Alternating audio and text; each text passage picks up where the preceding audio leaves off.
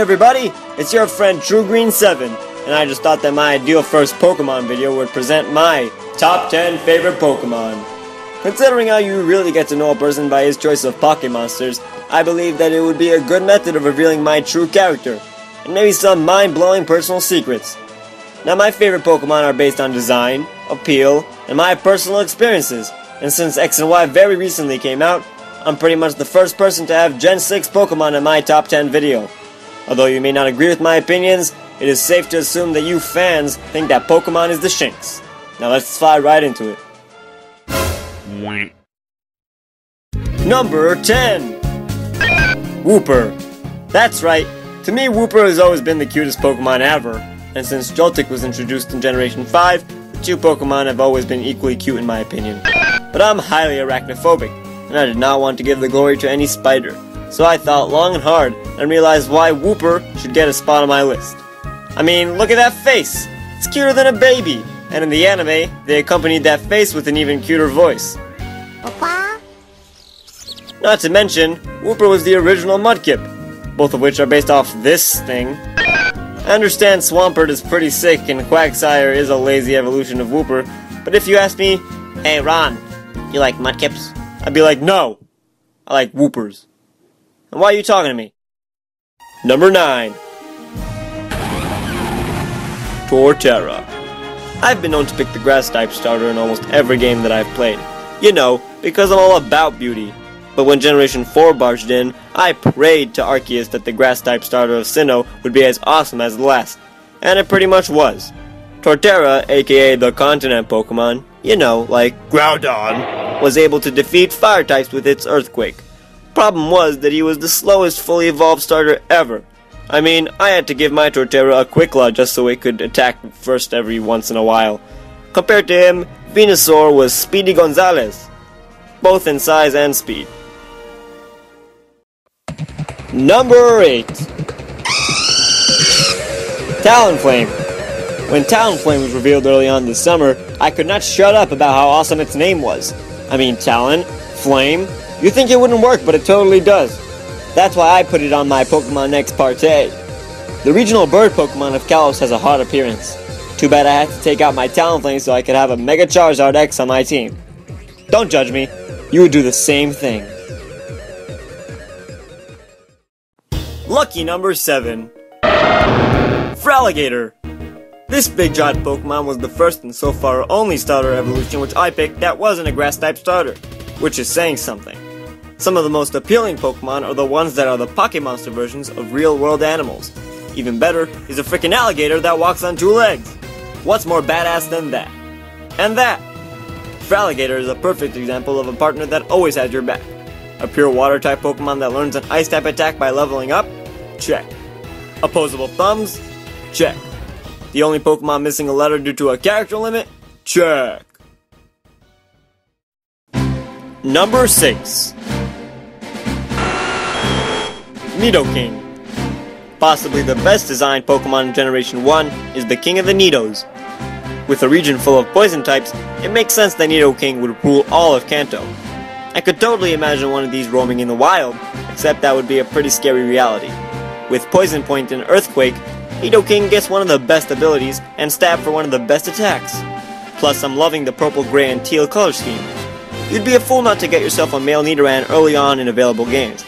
Unless you have leaf green or blue version, which have a 1% chance of wild encounter. And that pretty much sucks Pokeballs. Number 5. Rayquaza.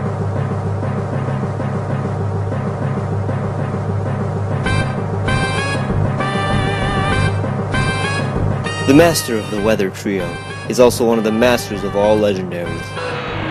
It protects the Earth by living in the ozone layer, killing any foe, Deoxys, that threatens the world of Pokemon. Its ability, Airlock, stops weather effects. Its sleek, green design has been worshipped by Hoenn fans for a decade, and its battle music, possibly the best of all Pokemon, has left every player intimidated. Rayquaza is a true legendary Pokemon, and cannot be left out of any list.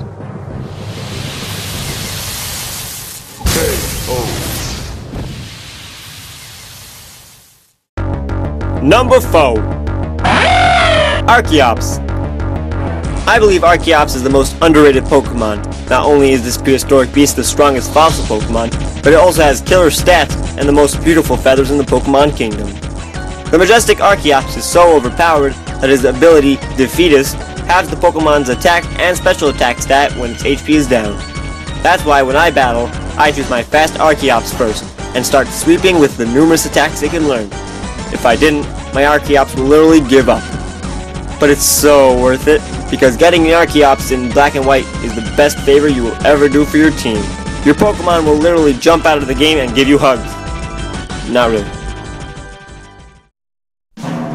Number 3. Scyther. There is one Bug-type Pokemon that I love without a doubt, and that's my boy in green, Scyther.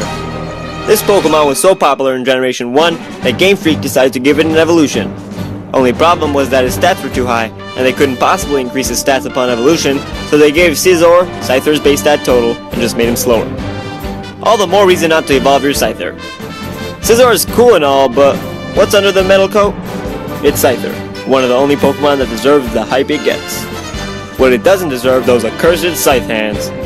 Each day is worse than the last when you have blades for hands. Number 2. Arcanine. You know a Pokemon is freaking majestic when its species name is the legendary Pokemon. In my opinion, Arcanine is the hottest Pokemon in Kanto. Literally. But no. Arcanine is so amazing that everything about it is over-exaggerated. The Pokédex says it can run over 250 miles per hour. That's cray-cray. Its magnificent bark conveys a sense of majesty. Anyone hearing it can't help but grovel before it. Whoa. I have an Arcanine in Fire Red, and I waited until level 49 to evolve it from a Growlithe, so I could have both Flamethrower and Extreme Speed. The thought of having an Arcanine is invigorating. Maybe it's because I wish I had a dog. I got to say that if I could have 2 Pokemon in real life, I'd choose Arcanine and my number 1 favorite Pokemon. Number 1. My all-time favorite Pokemon is Sceptile. It's not a surprise considering people usually get attached to their very first Pokemon.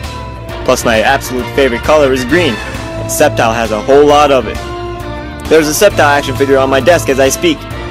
Sceptile is the king of the forest, Hoenn, and all grass-type starters.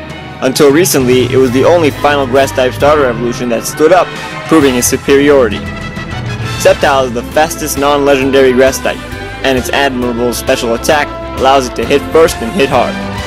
No wonder Sceptile is overused in competitive battling. Even Ash's top 3 consists of his Pikachu, Charizard, and Sceptile. I'm honored to be a Sceptile fan, and I hope you guys appreciate him as much as I do. Well, that's it. Please like and subscribe for what is set to become a great channel. Comment on the bottom to suggest any top 10 Pokemon video you would like me to make. I would really like to hear what you want to see soon. I hope the hard work that went into making this video pays off. See you later.